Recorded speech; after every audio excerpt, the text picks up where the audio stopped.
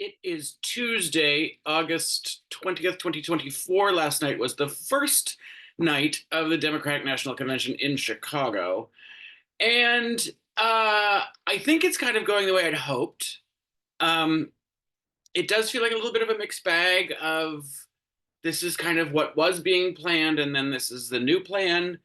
But it was nice to see like a long list of people participating. Um, I think there's going to be a packed agenda for the week. Um, it did seem like the whole thing went on about an hour longer than it was supposed to. Excuse me. I felt like the tribute to Joe and his whole thing was supposed to be the 10 o'clock hour, and it was well past the 11 o'clock hour. Um, but so I don't know if that was uh some glitch in the program, over scheduling, people talk too long. I don't know what that was.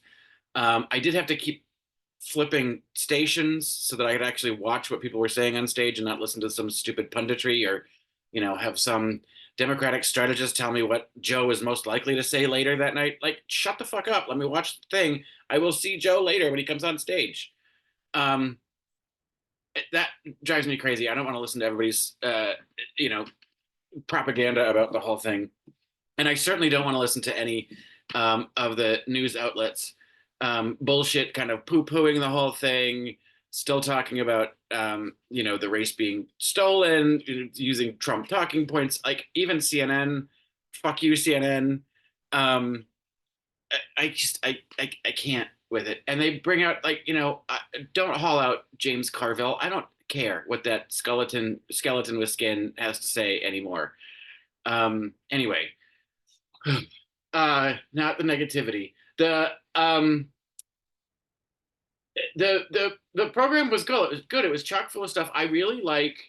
Um, it was it was sort of diverse voices and diverse tactics and themes, and I don't know if that was intentional or if that was kind of like this is what I had planned to say before, so I'll just say it anyway.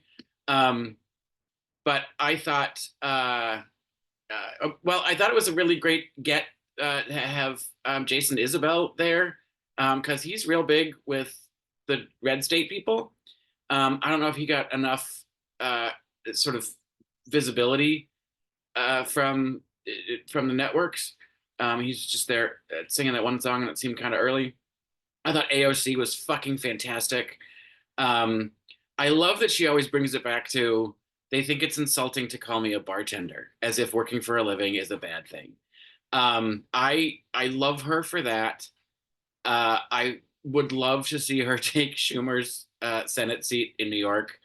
I think she's got a great future for national politics if um, because it seems as though that whole too progressive sort of squad thing is kind of going away a little bit. That that she's some sort of socialist seems to be, but I think if she started you know getting more visibility nationally, or running for a larger office, that might rear its head again. But it's funny because the things that she talks about that are labeled so socialist and so progressive are really fairly moderate ideas, um, and would not have been considered radical like 20 years ago. Uh, well, 30 years ago. I mean, some of them were Reagan's ideas. But anyway, and don't get me started on that asshole. But I thought Hillary looked fantastic. She sounded great.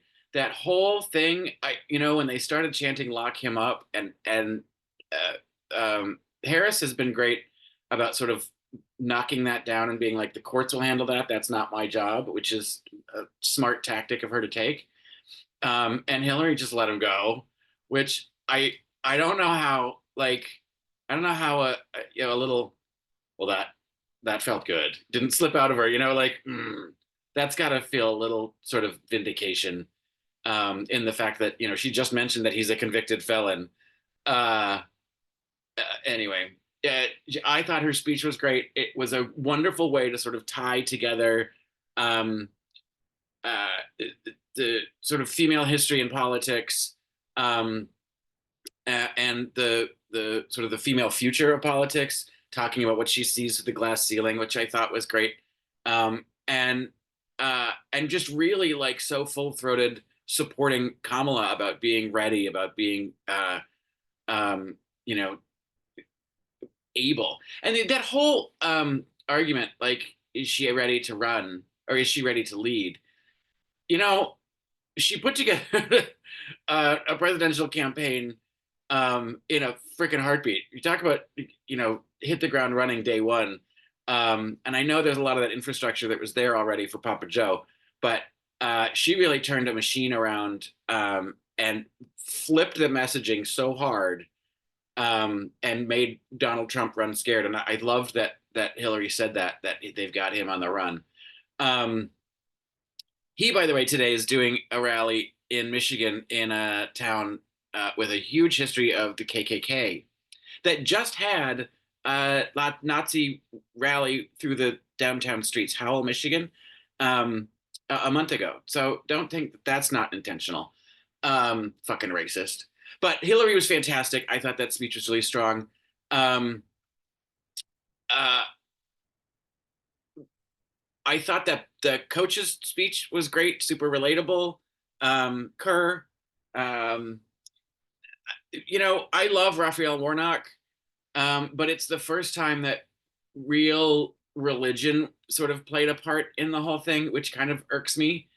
I loved in Hillary's speech that she said, freedom to worship how you want or not. I loved that. I feel like there's way too much religion in our politics, and it's been so refreshing this cycle that I don't even know if Kamala Harris has a religion. I don't care. I don't know what her faith is. If she has one or not, it doesn't matter to me. I'm glad it's not an issue. I'm surprised the GOP isn't trying to sort of label some sort of, East Indian, anti-American voodoo kind of thing on her to sort of paint her as anti-Christian. Um, but they're being run by Trump, and he can't do more than just come up with pathetic nicknames and yell border like he does. He's out of it. So I'm relieved that we're not doing the whole sort of religious litmus test on the candidates, because I don't care and I don't want it, and I don't think it deserves a spot in our political discourse. But Warnock did extensively talk, Christianity and the Bible, and that is like, can you just leave that at home? I know you're a preacher. Leave that in church. He's a great speaker. He's really motivating. I love him. I thought overall he was very energetic and energized the crowd, but I just don't want that rhetoric in my politics at all. Um, and Joe Biden's daughter Ashley is kind of strange. We don't see much from her. I felt like her speech was a lot more about her than it was about honoring her dad, which I just, given the name of this channel, she was starting to kind of give me entitled Meghan McCain vibes, about her last name. I don't know. It was just, I don't think I would enjoy her in person. However, then Joe comes out, and I was really kind of scared for him. I was glad to see he was strong in voice, strong in message. It was a little bit of an angry speech.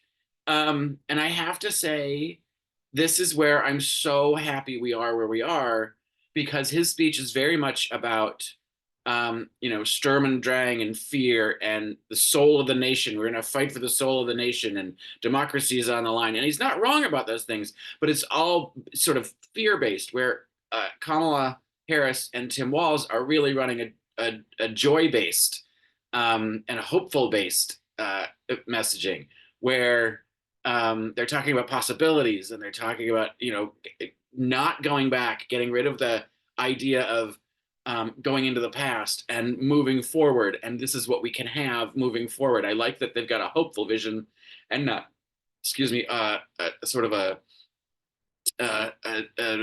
warning sign, an angry, fearful message. So, His speech was lovely. I thought the guy who introduced him, the Delaware senator who tried to get "We Love Joe" going, and it was kind of anemic. That was kind of sad. And they had those big signs pre-made, um, and they did chant out "We Love Joe," and it was a rousing welcome, to the point where it went on too long. Um, and I love that later in the speech it turned into "Thank you, Joe," because I feel like that meant more. It was a thank you for all of your service, but it was also thank you for stepping down and giving us this opportunity to have this kind of energy. Um, I thought the you know the sort of the poem or the song that he sang, that he spoke, about giving my best to you, was really moving. But I think that the most poignant thing in his speech was, "I was too young to be a senator, and now I'm too old to be president." Um, it it's sort of bittersweet, um, that but he's sort of bookending his political career that way. Um, but it does give a sense of how long he's been in service. Um, and he's played many roles in that part, right? He's been a representative, a senator, the vice president, and the president. Which is, I feel like, if you're going to be in service that long, that's sort of the trajectory. I don't think anyone should be a career politician, um, sitting in the same job, right? You shouldn't be a representative that's there for 30 years, or a senator that's there for 30 years. I'm like, we need term limits. Um, I over the weekend went to see, locally, the guy who's running for my district in New York, which is a very contested,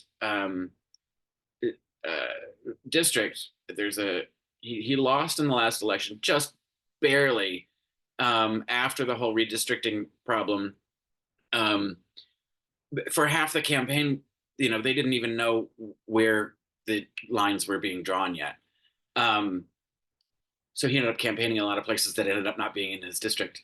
But he had a wonderful message, over the weekend, and like so strongly against Citizens United and about term limits, and saying these things that it's like, oh, thank God someone like that could possibly be representing me, believes these things that I'd like to see happen. I know it's an uphill battle, but at least, keep that in the conversation. Um, so anyway, I like that day one, Joe Biden gets his flowers.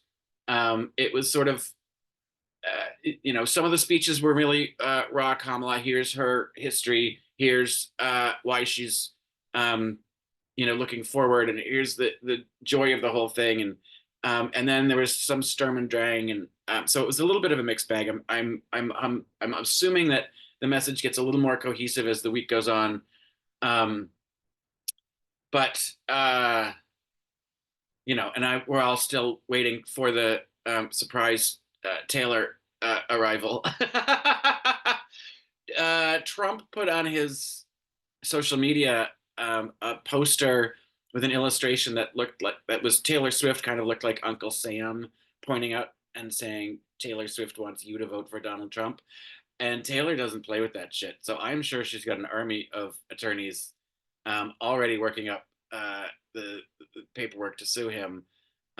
She will bite back, um, hard. And it would be great to I know it's a pipe dream, but I want to see a Taylor Beyonce moment on Thursday night before Kamala gets announced. Anyway, good show so far. Tighten up that schedule a little bit. That was late. I didn't want to be up until 1 in the morning, but I was. All right, on to day 2.